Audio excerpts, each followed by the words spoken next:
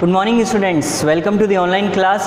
आज हम आपकी क्लास 11th की जो बुक है themes in one world history, इसका टाइमलाइन सेकंड स्टार्ट करेंगे। लास्ट क्लास में हमने इसका जो सेक्शन 2 है एम्पायर्स, उसके बारे में पढ़ना शुरू किया था। बेसिक इंट्रोडक्शन वाला पार्ट हमने कर लिया था, आज हम आगे कंटिन्यू करेंगे। तो देखिए, इस वक्त मैं हूँ पेज नंबर 54 पे और यहाँ पे सेकेंड टाइमलाइन की शुरुआत हो रही है। तो हम स्टार्टिंग से ही पढ़ते हैं ताकि हमारा बेस इसमें अच्छा हो जाएगा। ये जो सेकेंड टाइमलाइन है ये हमें दी गई है 100 BCE से लेकर 1300 CE तक।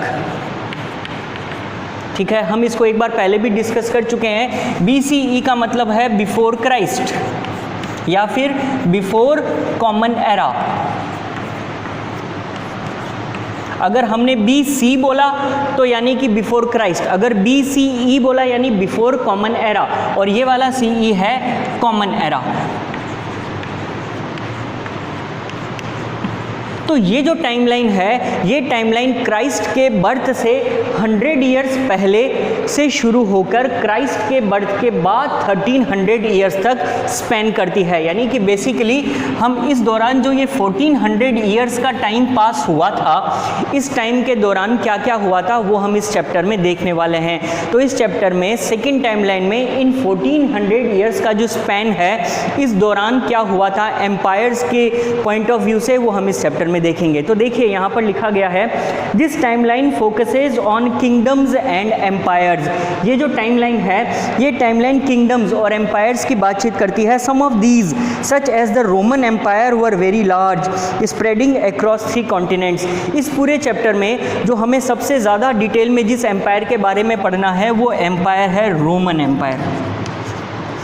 और ये जो पर्टिकुलर पीरियड था 1400 ईयर्स का जो पीरियड था, इस दौरान सबसे बड़ी डायनेस्टी, सबसे बड़ा एम्पायर जो सेटअप किया गया था वो एम्पायर था रोमन एम्पायर। तो बेसिकली ये पूरा चैप्टर एक तरीके से रोमन एम्पायर के लिए डेडिकेटेड है।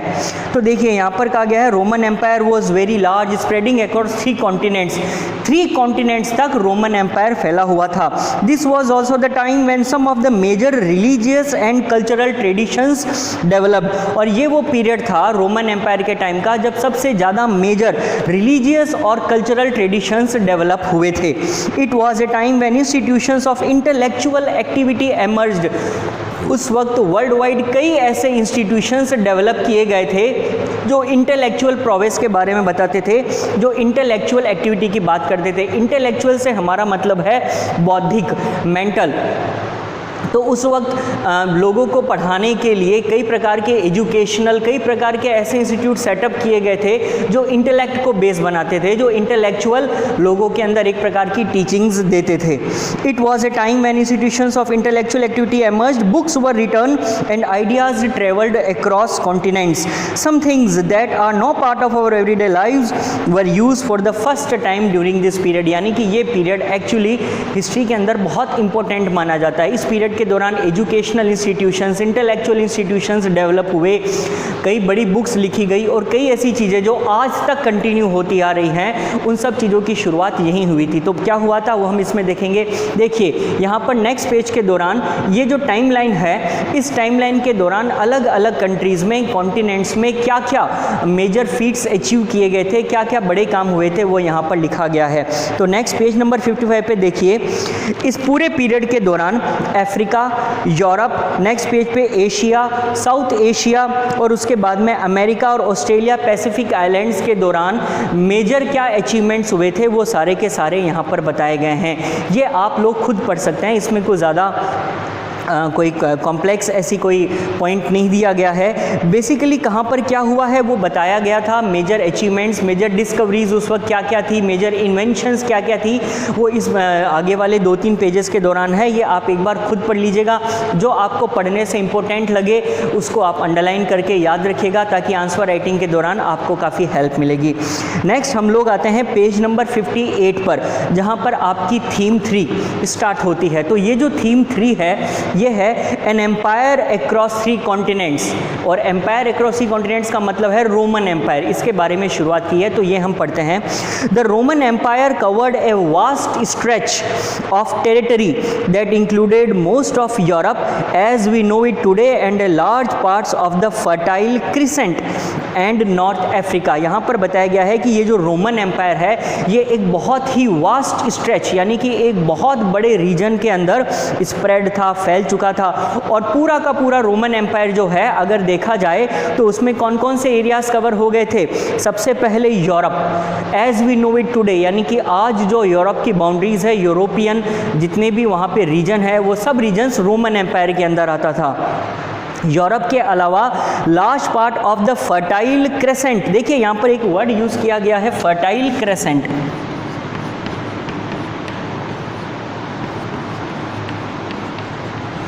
फर्टाइल क्रेसेंट से देखिए यहाँ पर क्या मतलब है। देखिए ये जो वर्ड है ना क्रेसेंट, इसका मतलब होता है मून शेप्ड। जैसे मून होता है, वैक्सिंग और वेनिंग के दौरान अक्सर मून की इस प्रकार की जो शेप होती है इसे क्रिसेंट शेप कहा जाता है। और फर्टाइल का मतलब होता है उपजाऊ, तो फर्टाइल क्रिसेंट का मतलब होता है ये एक ऐसा एरिया था जो मिडल ईस्ट में था। ठीक है, तो मिडल ईस्ट का वो वाला एरिया जो कुछ कुछ क्रिसेंट शेप्ड था, जो दिखने में इस प्रकार एक बूमरैंग की तरह दिखता था। बूमरैंग जिसको फेंकने पर वो थोड़ा रोटेट करते हुए वापस आ जाती है, उस बूमरैंग की शेप में इस प्रकार की एक शेप के अंदर ये एक लैंड था जो मिडल ईस्ट के दौरान पाया जाता था, मिडल ईस्ट कंट्रीज़ वाले एरिया के अंदर था, और ये बहुत ही फर्टाइल माना जाता था। तो यूरोप के अलावा मिडल ईस्ट का सारा फर्टाइल प्लेन और नॉर्थ अफ्रीका, इन तीनों रीजन्स के अंदर मोस्टली रोमन एम्पायर ही फैला हुआ था। In this chapter we shall look at the way this empire was organized, the political forces that shaped its destiny and the social groups into which people were divided। हम इसको complete study करेंगे कि वहाँ पर क्या political forces थी, किस प्रकार से social groups बने हुए थे। You will see that the empire embraced a wealth of local cultures and languages। हम ऐसा देखेंगे कि इसमें कई local cultures, local languages उस वक्त थी। That women had a stronger legal position than they do in many countries today। और उस वक्त रोमन एम्पायर में, रोमन एम्पायर के दौरान वुमेन को बहुत ही स्ट्रॉन्ग लीगल पोजीशन दी गई थी। उस वक्त जो विमेन की पोजीशन थी इतनी स्ट्रॉन्ग थी जितनी स्ट्रॉन्ग तो आजकल के टाइम में भी कई कंट्रीज़ में नहीं पाई जाती। But also that much of the economy was run on slave labour. और इसी के साथ में एक तरफ तो कॉन्ट्रास्टिंग सी बात हो गई, एक तरफ तो विमेन को उस वक्त इतनी स्ट्रॉन्ग पोजीशन दी गई थी और दूसरी तरफ वो इकोनॉमी थी वो उस वक्त भी स्लेव लेबर के ऊपर चलती थी। स्लेव का मतलब क्या हो गया, गुलामी। वो कई ऐसे लोग थे जिनको इन्फीरियर कास्ट से बिलोंग करते थे, वो उनको अपने यहाँ पर स्लेव्स रखते थे और स्लेव से जो लेबर करवाते थे उसके ऊपर उनकी इकोनॉमी रन करती थी, denying freedom to substantial number of person. और ये लोग जो स्लेवरी में थे उन लोगों को फ्रीडम भी डिनाई की गई थी, उनको फ्रीडम नहीं मिलती थी। From the 5th century on, the empire fell apart in the west but remained intact and exceptionally prosperous in its eastern half। ये हमने पिछली क्लास के दौरान भी देखा था कि जो रोमन एम्पायर था वो दो पार्ट्स में डिवाइड हो गया था, एक तरफ वेस्टर्न पार्ट और एक तरफ ईस्टर्न पार्ट। और ये जो वेस्टर्न पार्ट था, इस वेस्टर्न पार्ट में रोमन एम्पायर फेल अपार्ट, वो पूरी तरीके से फेल हो चुका था। लेकिन ऑन द कॉन्ट्रेरी जो ईस्ट पार्ट था वो बहुत ही एक्सेप्शनली प्रॉस्परस हो गया, उसने बहुत ही ज़्यादा तरक्की की। वो पार्ट बेसिकली बहुत ही वेल्थ में था, बहुत वेल्दी पार्ट हो गया था, काफ़ी रिचेस थे वहाँ पर। The caliphate which you will read about in the next chapter builds on this prosperity. और यहाँ पर जो कैलिफेट की बात हुई है, कैलिफेट का मतलब है बेसिकली खलीफा। खलीफेट का यहाँ पर मतलब है खलीफा। इसके बारे में हम लोग आगे पढ़ेंगे कि किस प्रकार एक नए रिलीजन की शुरुआत हुई थी और ये जो कैलिफेट है जो आगे जाकर एक बहुत ही इंपॉर्टेंट पर्सनैलिटी बन गया था, which you will read about in the next chapter build on this prosperity. और उस खलीफा ने इसी प्रॉस्पेरिटी का फ़ायदा उठाया था and inherited it's urban and religious traditions. तो इस रोमन एम्पायर के बारे में हम इस चैप्टर में क्या पढ़ने वाले हैं, उन्होंने इसको शॉर्ट में थोड़ा सा एक्सप्लेन किया है।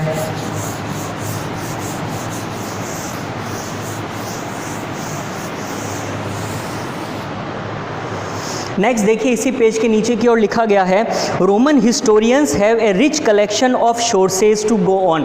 अब देखिए जब हमने रोमन एम्पायर को इतनी डिटेल में पढ़ा है तो हमारे पास में ऐसे कौन से सोर्स हैं, ऐसा कौन सा मटेरियल अवेलेबल है जो हमें रोमन एम्पायर के बारे में इतनी डिटेल में बताएगा। वो देखिए इसने क्या लिख रहा है कि रोमन के जो हिस्टोरियंस थे, जो इतिहासकार थे, उनके पास में एक बहुत ही रिच कलेक्शन था सोर्सेज का, which we can broadly divided into 3 groups, जिसको हम 3 ग्रुप्स में डिवाइड कर सकते हैं। सबसे पहले तो है टेक्स्ट्स, दूसरी है डॉक्यूमेंट्स और तीसरा है मटेरियल। तो हम इन 3 पार्ट्स के बेस पर रोमन एम्पायर को स्टडी करेंगे।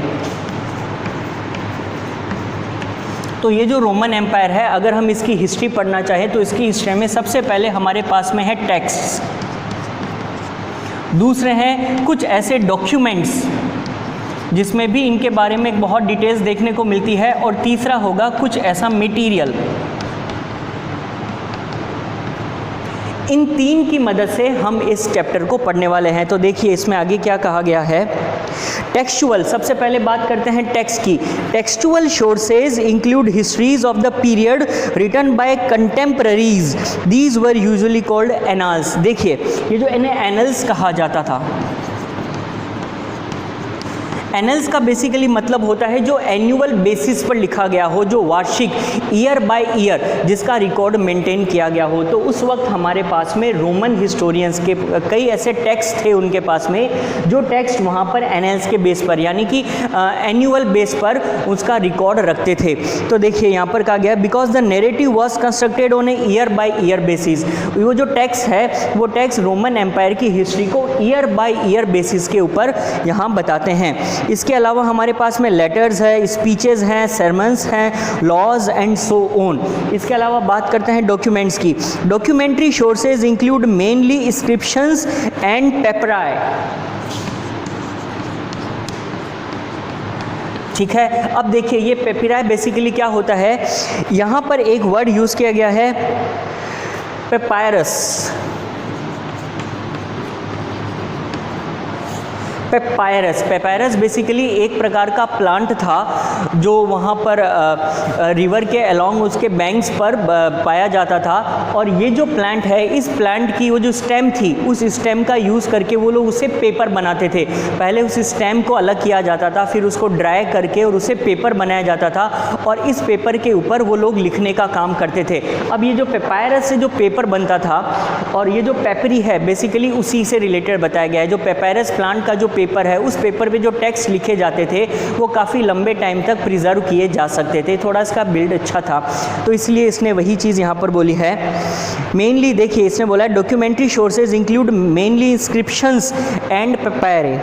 Inscriptions were usually cut on stone. अब बात करते हैं इंस्क्रिप्शंस की। जो इंस्क्रिप्शंस थे वो बेसिकली स्टोन पे लिखे जाते थे।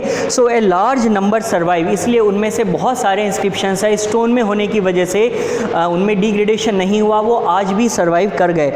In both Greek and Latin the papyrus was A read like plant. ये एक रीड की तरह एक लंबा सा प्लांट होता था that grew along the banks of the Nile in Egypt and was processed to produce a writing material that was very widely use in everyday life. ये मैंने आपको एक्सप्लेन करी दिया। पेपायरस एक प्लांट था, प्लांट जो रीड शेप्ड था, और इसी प्लांट की स्टेम से बाद में पेपर बनाया जाता था और इस पेपर के ऊपर लिखने का काम किया जाता था।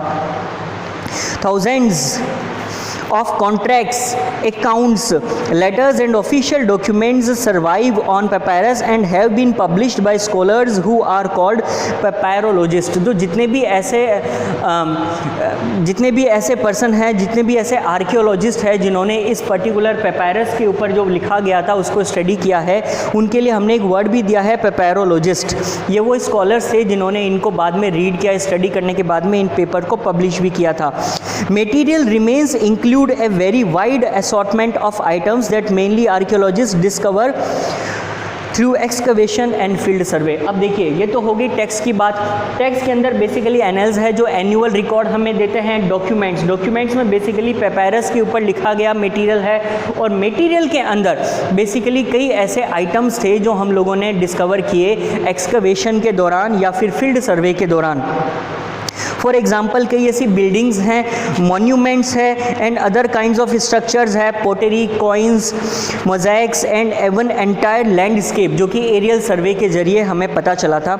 Each of these sources can only tell us just so much about the past and combining them can be a fruitful exercise. अगर हम इन तीनों को सेपरेट स्टडी करेंगे तो इसमें से हमें कुछ ज़्यादा कंक्लूसिव चीज़ें पता नहीं चलेगी, लेकिन अगर हम इस सब को एक साथ में स्टडी करें, इन सब को कंबाइन करके एक इंटीग्रेटेड शॉर्ट्स बनाएं, तो उस इंटीग्रेटेड शॉर्ट्स से हमें बहुत कुछ सीखने को मिल सकता है रोमन एम्पायर के बारे में।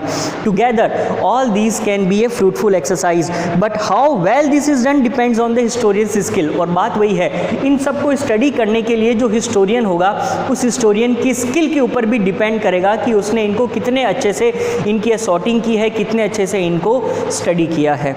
तो अब अपना चैप्टर बेसिकली स्टार्ट होता है यहाँ से। तो कहा गया है two powerful empires ruled over most of Europe, North Africa and the Middle East. अभी हमने थोड़ी देर पहले ही बात की थी कि रोमन एम्पायर जो है, ये रोमन एम्पायर उस वक्त यूरोप, नॉर्थ अफ्रीका और फर्टाइल क्रिसेंट, फर्टाइल क्रिसेंट का मतलब हो गया मिडल ईस्ट, क्योंकि वो पोर्शन बहुत ही ज़्यादा फर्टाइल था उस वक्त, इसलिए, और क्रिसेंट शेप्ड था, इसलिए हम उसे फर्टाइल क्रिसेंट बोलते हैं।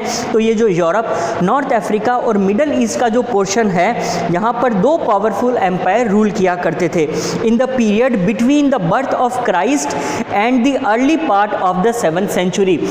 क्राइस्ट के बर्थ से लेकर early part of the 7th century, जो कि इसने बताया है 630s तक, इस पीरियड के दौरान दो पावरफुल एम्पायर यहाँ पर इस एरिया में एमर्ज हुए थे। The two empires were those of Rome and Iran. एक एम्पायर था रोमन एम्पायर और दूसरा था ईरानियन। तो रोम और ईरान दो पावरफुल एम्पायर्स क्राइस्ट के बर्थ से लेकर 630s तक के पीरियड के दौरान एमर्ज हुए थे। The Romans and Iranians were rivals, और ये दोनों ही एक दूसरे के राइवल्स थे, इनमें एक प्रकार की दुश्मनी चलती थी। And fought against each other for much of their history, और अपनी पूरी हिस्ट्री के दौरान रोमन एम्पायर और ईरानियन एम्पायर ये हमेशा एक दूसरे से लड़ते रहे हैं throughout history. Their empires lay next to each other, और इनमें एक लड़ाई का एक बड़ा रीज़न ये भी था कि इन दोनों के empires side by side located थे। इन दोनों के एम्पायर एक दूसरे के नेक्स्ट थे, separated only by a narrow strip of land that rain along the river Euphrates. हमने पिछले चैप्टर में भी ये डिस्कस किया था कि जो यूफ्रेटिस रिवर है, इस यूफ्रेटिस रिवर के एक और रोमन एम्पायर था और यूफ्रेटिस रिवर के दूसरी ओर ईरान का एम्पायर था। तो बेसिकली इन दोनों एम्पायर्स को एक दूसरे से सेपरेट करने के लिए सिर्फ ये एक नैरो स्ट्रेच ऑफ लैंड था, जो कि रिवर यूफ्रेटिस का लैंड था। In this chapter we shall be looking at the Roman Empire, but we shall also refer in passing to Rome's rival Iran। अब देखिए, हमने डिस्कस किया कि रोम और ईरान ये दो बड़े एम्पायर्स थे, दोनों एक दूसरे के नेक्स्ट लोकेटेड थे और दोनों आर्क राइवल्स थे। लेकिन इस चैप्टर में हम लोग ईरान वाला पोर्शन थोड़ा सा कम स्टडी करेंगे और हमारा मेजर फोकस रोमन एम्पायर पे होगा। If you look at the map you will see that the continents of Europe and Africa are separated by a sea that stretches all the way from Spain in the west to Syria in the east. आप नीचे जो map दिया गया है, इस map को देखिए। इस मैप के अंदर ये देखा गया है कि जो यूरोप का कॉन्टिनेंट है और जो अफ्रीका का कॉन्टिनेंट है, ऊपर की ओर यूरोप है, नीचे की ओर अफ्रीका है, इन दोनों कॉन्टिनेंट्स को आपस में एक सी के द्वारा डिवाइड किया जा सकता है। और ये सी जो है ये वेस्ट के अंदर स्पेन से लेकर ईस्ट में सीरिया तक फैला हुआ है। तो स्पेन से लेकर सीरिया तक का ये जो सी है, जिसको हम बोलते हैं मेडिटेरेनियन सी, ये मेडिटेरेनियन सी एक ऐसा पार्ट है जो यूरोप और अफ्रीका को आपस में अलग करता है, सेपरेट करता है। This is called the Mediterranean and it was the heart of Rome's empire. और ये मेडिटेरेनियन का ही पार्ट है जिसे रोमन एम्पायर का हार्ट कहा जाता है। Rome dominated the Mediterranean and all the regions around that sea in both directions। और रोम के पावरफुल होने की एक वजह ये भी है कि पूरा मेडिटेरेनियन सी का जो रीजन है प्लस मेडिटेरेनियन सी के ऊपर की ओर और नीचे की ओर दोनों साइड्स के अंदर जितना भी लैंड है जो इस सी के अराउंड है, उस पूरे के ऊपर कंट्रोल रोमन एम्पायर का था। दोनों डायरेक्शंस में, नॉर्थ में भी और साउथ में भी। To the north the boundaries of the empire were formed by two great rivers, the Rhine and Danube. देखिए यहाँ पर दो प्रकार की रिवर्स है, एक तो है राइन और एक है डेन्यूब। राइन और डेन्यूब रिवर्स की वजह से इसकी बाउंड्री फॉर्म हुई थी नॉर्थ के अंदर, और to the south by the huge expanse of desert called the Sahara, और साउथ के अंदर सहारा डेजर्ट से इसकी बाउंड्री को आइडेंटिफाई किया जा सकता है। तो देखिए इसने क्या बोला है फाइनली, नॉर्थ के अंदर जो एम्पायर की बाउंड्री है वो राइन और डेन्यूब इन दो रिवर्स से फॉर्म हुई है, और साउथ की ओर अगर आप इसकी बाउंड्री देखना चाहोगे तो वो सहारा डेजर्ट से आइडेंटिफाई की जा सकती है। This vast stretch of territory was the Roman empire, और ये जो इतनी वास्ट स्ट्रेच है लैंड की, इसे ही रोमन एम्पायर कहा जाता था। Iran controlled the whole area south of the Caspian sea, और दूसरी तरफ कैस्पियन सी जो है उस कैस्पियन के जो साउथ में जितना भी रीजन है, down to eastern Arabia, eastern Arabia तक का जो रीजन है कैस्पियन सी के साउथ में लेकर ईस्टर्न अरेबिया तक का जो रीजन है ये ईरान के अंडर आता था, and sometimes large parts of Afghanistan वो भी ईरान के डोमिनेशन में था।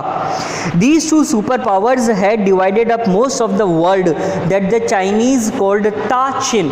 अब ये जो दो एम्पायर्स थे, एक रोमन एम्पायर और एक ईरान, इन दो एम्पायर्स से ने मिलकर ही पूरी वर्ल्ड को दो पार्ट में डिवाइड कर दिया था। मानी कि हिस्ट्री के इस पीरियड के दौरान दो ही बड़े एम्पायर्स थे, एक तरफ था रोमन एम्पायर और एक तरफ था ईरान का एम्पायर, और इन दोनों एम्पायर्स ने ही पूरी वर्ल्ड को एक तरीके से डिवाइड कर दिया था, मोस्ट ऑफ द वर्ल्ड। और इसे चाइनीज़ लिटरेचर में कहा गया है ताचिन, यानी कि ग्रेटर चिन, जिसे हम लोग वेस्ट बोल के, तो चाइना के लिए जो वेस्ट वाला पूरा रीजन है जिसे वो कहता था ताचिन यानी ग्रेटर चिन, इस पार्ट के अंदर सिर्फ दो एम्पायर्स ही स्टैंड करते थे, एक तरफ रोमन एम्पायर और एक था ईरान एम्पायर।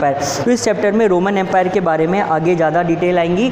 आज का लेक्चर ये यहीं तक रखते हैं, आगे हम नेक्स्ट क्लास में कंटिन्यू करेंगे। Thank you.